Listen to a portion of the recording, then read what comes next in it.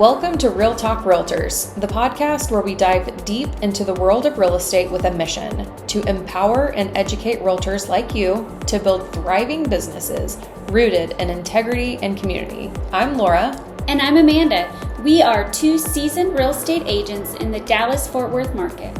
Together, we are dedicated to elevating the real estate industry, making a real positive impact on our communities.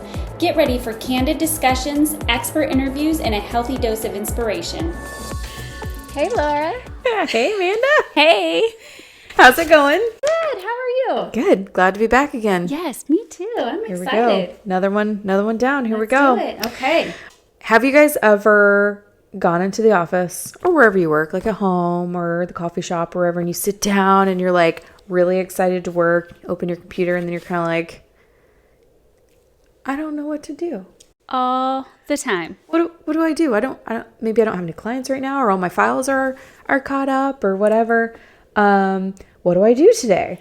Yes, I have that thought more times than not. Yeah, for sure. It's still a struggle sometimes. Or maybe you have all the ideas and all the things you want to do, but you don't have any money to execute on all of them because it gets expensive. It really does. So we compiled a list today of 10 different things that you guys can do when you either don't know what to do or maybe you don't have any money. Yes. So these are all free things that you can do to grow your business. Yes, I love all the free things that we can use to grow our businesses, for sure. First one, my favorite one. This is a big way that I grew my business. And that's with scheduling an open house. Yes, and it's so easy to do. It's so easy to do, and it seems really obvious. Like, okay, well, but it's Monday, and like that's not till Saturday, so what am I supposed to do today? There's a million things in between, but I would say don't be so close-minded to like an open house being on the weekend. Or during the week. Yeah. So you could find somebody in your office that has a listing that maybe it's vacant or the owners work during the day and they don't mind you coming and just like sitting in the house, put out your signs. If you're going to work anyways, you might as well work from a vacant house where you can have prospects coming in to see you. Exactly. So do an open house during the week. Okay. Or if you're like, I don't want to do that. I want to, maybe that's wasting my time, whatever. You can start marketing your open house on Monday for Saturday. Yes. So there's lots of things that we can do to market an open house that not only will market the open house, but will market you to the neighbors or to social media or just maybe somebody a buyer. Getting your face, your name out there. Yes. So some examples might be writing handwritten notes to the neighbors. I love doing this with open houses. Yeah. I sit down and write usually about 50 notes to the 50 closest neighbors and just let them know like, hey, we're on the market. We're going to have an open house this weekend. So if you see a lot of traffic, that's why. Yes. If you run into any problems, here is my card. Please call me. Yep. Let me know. And also, if you're curious how we got to the listing price on this home and would like an equity update yourself, I love that. give me a call. Yes. So send that to the 50 closest neighbors. Yes. So that's something you could sit and do right now. Absolutely. What else for open houses do you do? So I like to go, when I'm going to go put out my open house signs, I like to go and door knock on the neighbors whose the sign's going to kind of be in their yard and just drop off a little pop by, say, hey, is it okay if I put a sign in your yard? We're hosting this open house. I will come back and pick it up, I promise. Yeah. And then you can always do that the night before, and then when you put the sign out, go and drop off a little pop-by on their doorstep. It's a great way for them to, kind of learn your name, and, who doesn't like to be asked if they can have a sign put in their yard instead of just, have you ever had somebody take down your sign? Yes. Yes. I have lost signs before. And also, I personally live on a corner lot and nobody has ever knocked on my door and asked permission so you to use just my corner. are putting it out there. So you're standing out, making yourself different than other agents right away. Yeah, so and you're showing that you're courteous and all of those things. I love that. Circle prospecting. Yes. So that's a lot, that writing those notes to the neighbors, knocking on their doors, inviting them to the open house. You can use the Forewarn app to find neighbors' phone numbers. So if you want to call them, so like instead of writing handwritten note, because those You can do both though. You can do both. Yeah. But if you really had no money, because money. it's going to cost stamps and the Getting cards and all that. Mm-hmm. So if you really didn't have any money, you could find ways to find the neighbors' phone numbers and make phone calls, or you could door knock. Absolutely. That's total free. And you're not selling anything. You're just letting them know, hey, we're having an open house. There's going to be extra traffic. Like you said, if you have any issues, here's my card. Please don't hesitate to call.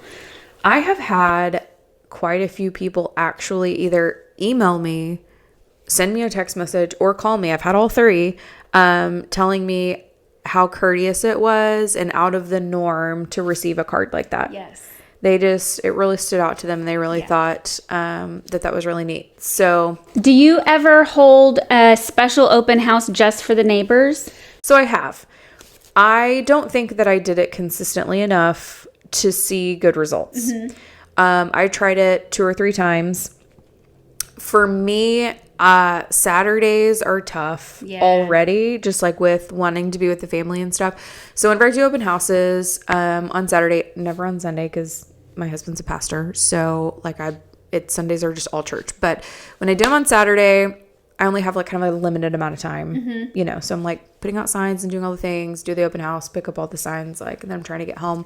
But I have in the past done like a neighbor hour. Yes. So I wrote cards to the neighbors. Hey, we're having neighbor hour. I paired it with a canned food drive. I love that. So, hey, I'm holding a canned food drive. Bring your extra goodies to donate to the community storehouse. Come meet me. Be a nosy neighbor. Yes. If you bring cans, you're going to be entered into a $25 gift card. Yes. Easy peasy. So that was fun. I had a few people show up. I personally just did not have the time to be able to commit to doing it all the time.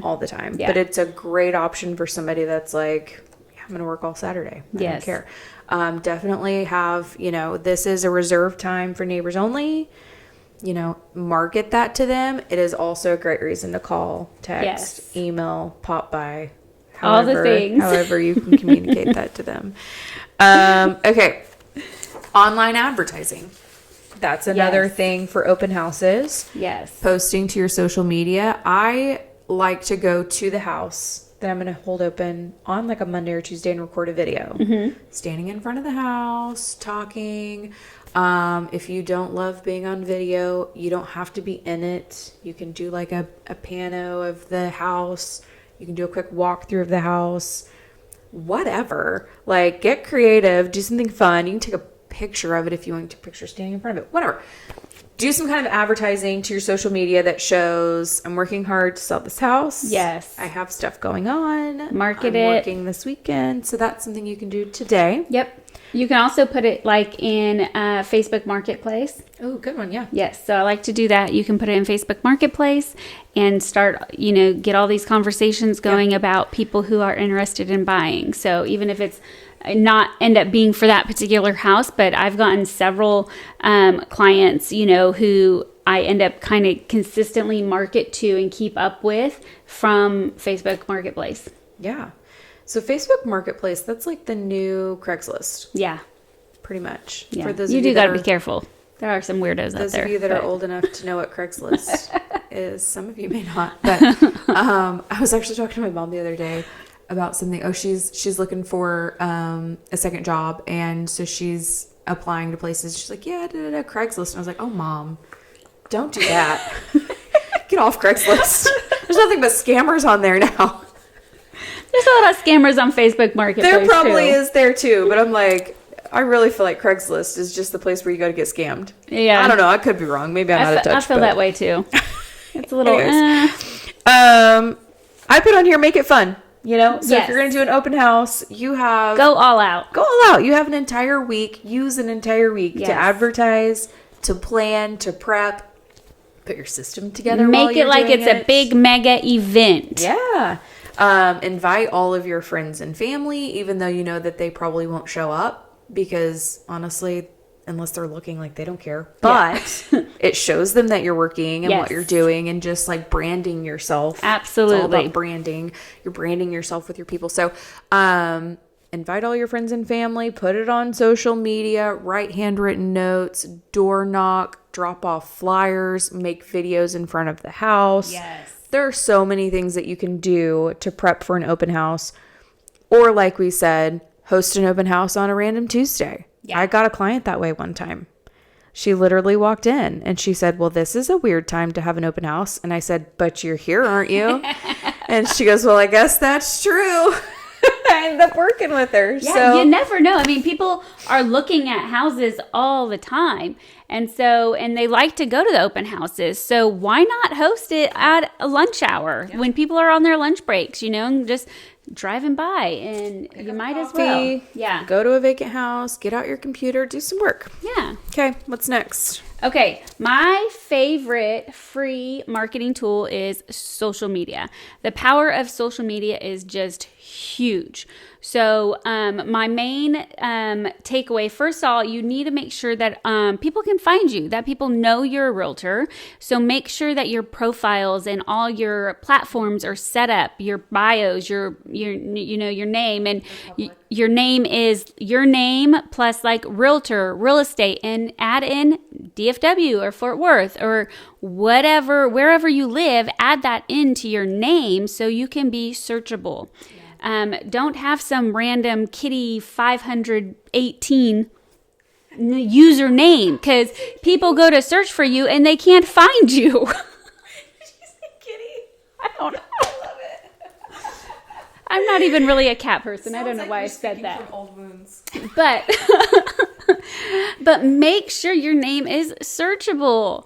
Another tip for your bio is to be sure that you have some sort of way to capture new clients' information. So link on your Instagram account a guide, a free this, Linktree. Linktree, yeah. Linktree is going to be your best friend. That's Linktree.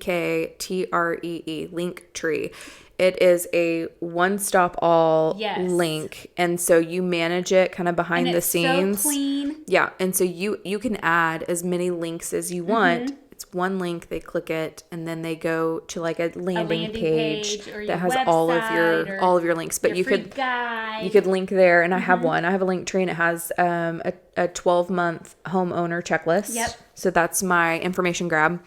And then it has my website, any listings that I currently have, their landing pages, and then whatever we're doing. So if we have like an event coming up, the Eventbrite link to sign up, like all the things. Yes. Okay. It's easy, clean, super user friendly. So make sure you have a Linktree and with all your information where people can come and find you, but also a way to capture those people's information, because that's what you want. You want to be able to capture their information. Yeah. So on that, in your bio also, of course, because you only have so many like words that you can put in a bio. I don't remember exactly what mine says, but it definitely says something about the market that I serve. Mm-hmm. So North Fort Worth, Keller, like I mainly work like in Keller and surrounding areas. And then who I'm kind of targeting right now. So mine says serving North Fort Worth and Keller families. Yes. Who are move-up buyers or second-time buyers. Yeah, so mine's very similar. So it's, I help busy families upgrade to their next home. Mm-hmm. So be specific on what you do. So that people can get a quick like, oh, this is exactly where I need to be. Or maybe they're an investor and they're like, nope. And then that's like, yep, then it did its job because I don't want anything to do with you. Yes. What else about social media? Yes. So when you're using social media, you want to make sure that you are posting consistently. So you're posting to your feed and to your stories. So what you want to post in your feed is kind of evergreen content. It's content that is going to reach new people and draw them to your page. So you are giving evergreen content. So it's questions that your niche is going to want to know, your process, but don't make it all business either. It does have to be personal. So you get to know you. Yes, you want them to get to know, like, and trust you. And so then your stories are kind of the behind the scenes, and that's where they really get to know you. So your followers get to know you through your stories. Yep. So it's important to post both places. Yeah, you definitely have your more like polished content on your page that you're posting that stays there forever. And then my stories are usually like, here's a quick snippet of my husband wrestling with the kids in the living room, or, I'm driving to, I think yesterday I put on like a book recommendation. Yes. I was waiting on my mom to get out of a doctor's appointment, and so I said, hey, I'm reading this book, Day in the you life. should go get it. So just little things like that kind of show people, hey, I'm more than just a realtor. Yes. I have a life. This is my personality. And people can connect with that. And one thing, one of my biggest takeaways that I've recently kind of come to learn this year is it's social media. So you have to be social, right? So you have to make sure you're responding to everyone who comments on your feed. You can't post and ghost. Yes, no post and ghosting for sure. And one trick that I learned was to DM people. So if it's their birthday, DM them, but then follow it up with a question. Ask them a question, kind of keep that conversation going, because the algorithm then will start to show your stuff and your feed to them and vice versa. So it's a better way to kind of keep in contact with your community, gain new followers and really just build those relationships. And so if you text somebody happy birthday, you text them happy birthday, right? But if you DM them happy birthday and then they say thanks or whatever, and you ask another question, what are you doing for your birthday? Yeah. So then the algorithm is going to start showing them your stuff. So it thinks that they like you. Yeah. So it's really important. It's all about that algorithm and keeping in contact with all of your followers and just really building those relationships. So today, without any money, you can sit down and start planning out your social media and start posting things. Do some behind the scenes on your stories. Take a picture. Okay, so I used to do this a lot when I very first started, because I didn't have, a lot of like houses and stuff to go, whatever. So if I were like at a coffee shop working, I would take a picture. Like, hey, look, at my favorite coffee shop. Yes. And so you tag the coffee shop and just getting some work done and whatever. And so it shows people like, hey, I'm sitting and working. You're local. You're tagging a local place. Supporting a business. Supporting them. You're busy. Like all of those things. So that kind of tackles a lot of the different things at once. So things like that are things that you can do today that will help grow your business. So kind of like, when you're searching before we became a real estate agent, you see all these other realtors doing all these things. That's what we're doing. That's exactly it. You're going to make it look really glamorous. Yes. And it's really not going to be. Don't you love social media? It's a can of worms. Okay. Yes. All right, moving on. So the next one on the list is door knocking and circle prospecting, which is we talked a little bit about that with open houses, but even if you don't have an open house and you just have an area that you like, that place you want to get into, that you want to be working. You really want to start selling in this particular neighborhood. Yeah. It could be your own personal neighborhood. It can be maybe you're trying to breach over into like the luxury style homes or just a different price point or whatever. Start circle prospecting and door knocking that area. That takes no money. It can be difficult here in Texas in the months of, May through October. Because they'll answer and you'll be like dripping sweat. Walk outside. But you know what? It shows determination. It does. It shows determination.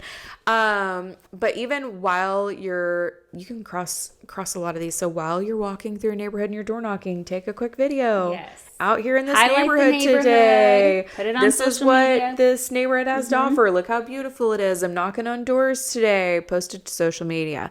But also just knocking on doors. Leave your business cards behind. Take a pop by if you have the money to make some of those. Yes. I liked to print out some market analysis for like 3 different size homes. So like, research the neighborhood. What do they have? But 1,000 to 1,500, 1,500 to 2,000, 2,000 to 2,500. Yeah. You know, and so whenever you knock on the door, would you like an update on your equity? Whatever. Some people do, and I would just sit and talk to them. Bring that item of value so that way you can Something you can leave bring behind that's got value. your information on it, that kind of thing. So that's always quick and easy. I have also, and be honest about it, because I did it in an honest way, but I have door knocked a neighborhood before and said, hey, I've got a client that loves this neighborhood, but there's nothing for sale. Have you thought about selling, or have you heard any of your neighbors? I've actually done this too. I didn't door knock, but I did send letters like, hey, I have a buyer. And I do get responses from those. Say, I got a lead. Yes. Doing that. Now, you never want to be the person that's saying it and you don't actually have any clients. Yes. Yeah. I had an actual client. They were like, this is the only neighborhood I want to move to. Yep. If there's not a house in this neighborhood, I don't want to move. So I was like, well, shoot, I'm going to make that happen. Yes. So I went and knocked on every door in that neighborhood and said, are you thinking about moving? Because I need this. Basically, I'm desperate. But it worked. I did get some leads from that, and it's something that was free. Yes. So Yep. great. All right. Number 4. Okay. Call your sphere. Call your people. Be in contact. Pick up the phone. It is the single-handedly least expensive thing. You already have it. Yep. And so it is just your time. Just pick up the phone and call your people. Yep, absolutely. Once you get off the phone with them, again, if you have the ability to go buy a roll of stamps, write them a follow-up handwritten note. Hey, it was so great connecting with you on the phone today. Thanks so much for chatting. Sorry to hear about your cat, Kitty 516. Sorry to hear about your cat. Hope she feels better soon. Yes. Whatever. Put your business card in there and mail it off. Yes. And then keep in contact with them. Like you Make a note. Yeah. Follow up with your sphere, 8 to 12 times during the year, So if you don't have a CRM or the money to have that, a spreadsheet works wonders. Yes. A notepad is great. Write down their name, the day that you talked to them, what you talked about, and then get through all your people and then start back at the top. Yep. And call them all again.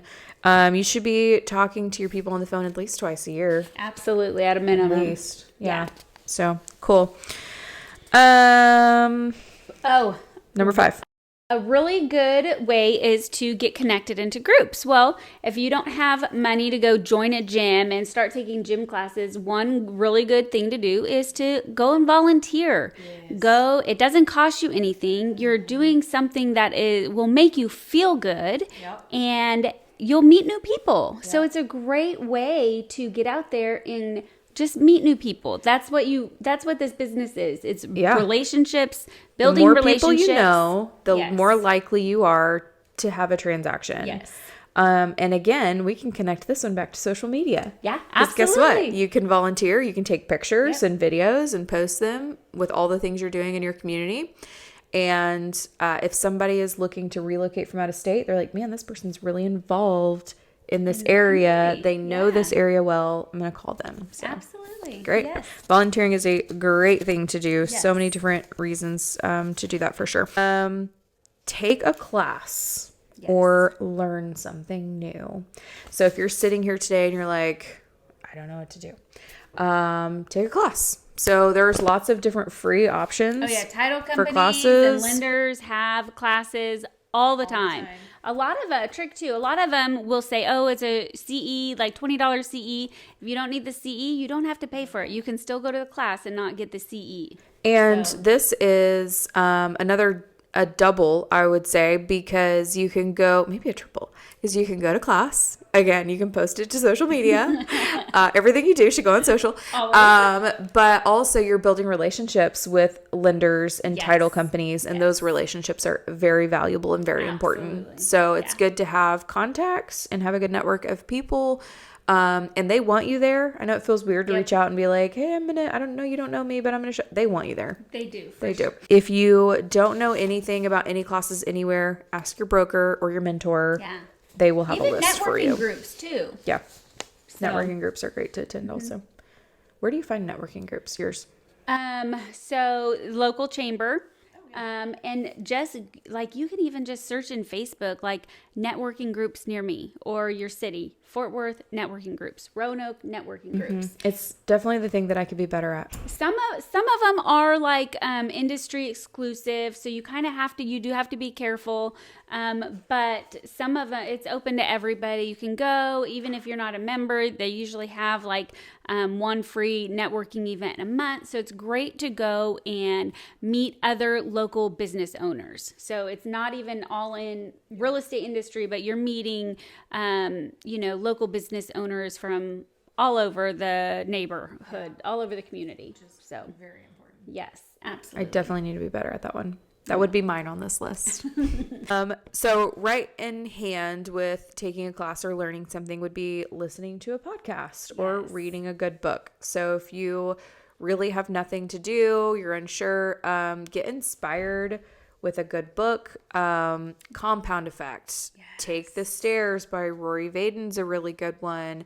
There are so many like leadership books. Oh, yeah. There's so many real estate books. Ninja Selling is really good. I love Ninja Selling. Millionaire Real Estate Agent is a Keller Williams book, but it's really good. The One Thing, like there's so many real estate related books that will not only teach you something, but will put you in the right mindset to be able to do some We should put a list on our, make a post on Instagram with a list of our favorite books. Our top 5 or 10 best real estate related books. Yes. It's a great idea. We will put that together. It will be on sometime by the time this airs. So what are some of your favorite podcasts besides ours? Yeah, well, I mean, ours is number 1 clearly. I really love Hustle Humbly.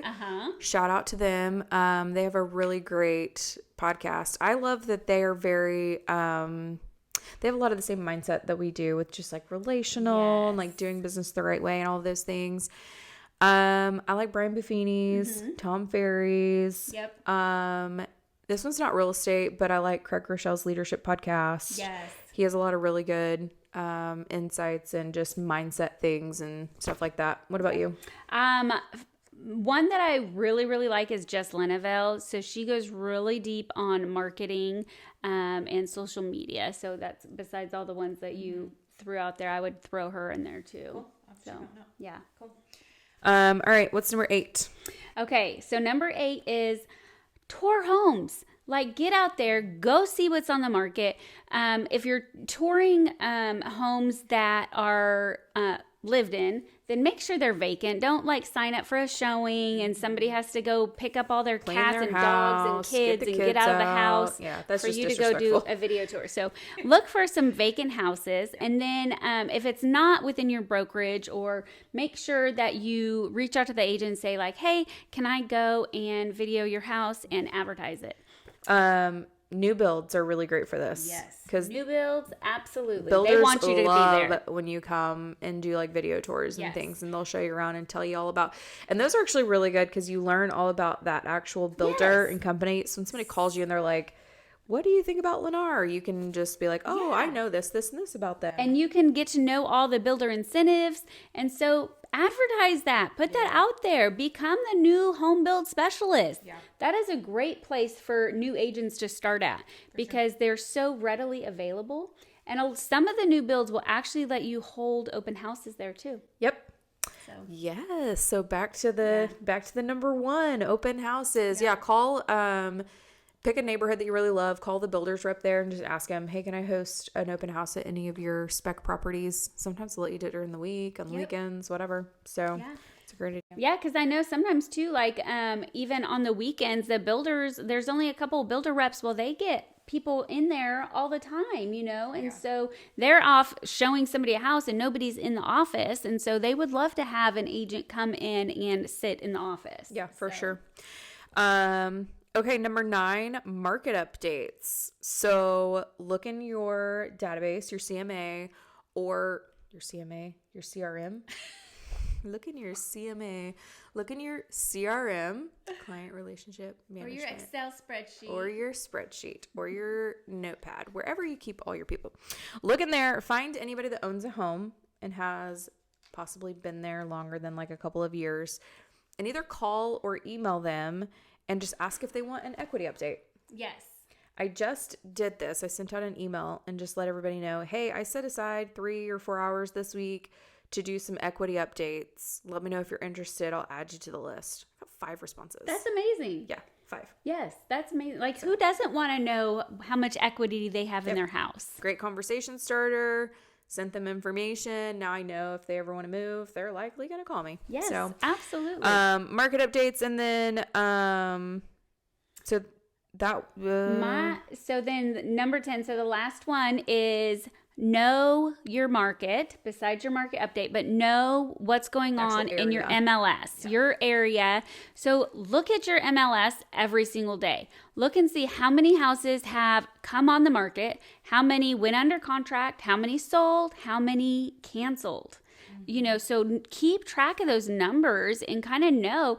And eventually you'll start to be able to see patterns. And so then you can be like, oh, so like for now, realistically, like we're in January, we're seeing more houses come on the market now in January than we have in the past several years. Yeah. So January is a busy month when it's typically super slow. Yeah. So you just if you didn't know your numbers, you wouldn't know that. Yeah. So know your numbers. Well, and they're, at least in our MLS here in North Texas, I don't know about everybody, we have something called Trends, and it's on the, like, when you very first log in before you go to the Matrix, you can click on it and you can type in a zip code, you can type in a neighborhood, a city, the entire MLS, and you can compare year over year. Yes. You can do back 10 years, 5 years, 3 years, or year over year, and it will do days on market. Yep. It will do average prices, how many homes have sold, how many have been listed, how many have expired. Like, it will give it all of on these graphs.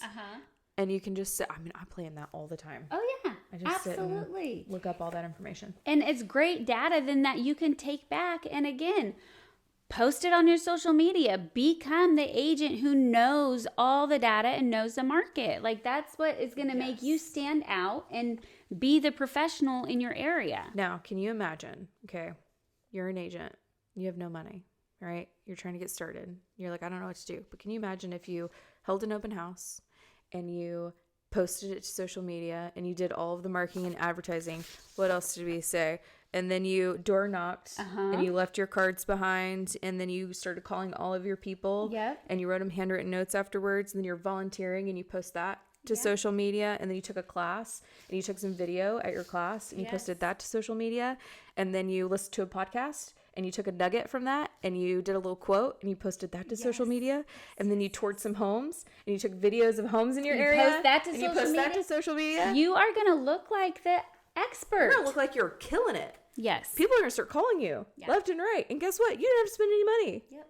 So there you go. 10 things that you need to do right now to grow your business that does not take money, just takes your time. Yeah. So no excuses, guys. Absolutely. Do the work, but don't just be busy and doing busy stuff. Like, do the work that is going to make you money. Yep. Love it. Yeah. Man, we're so smart. I know. I'd hire me. Me too. I wish I knew me earlier.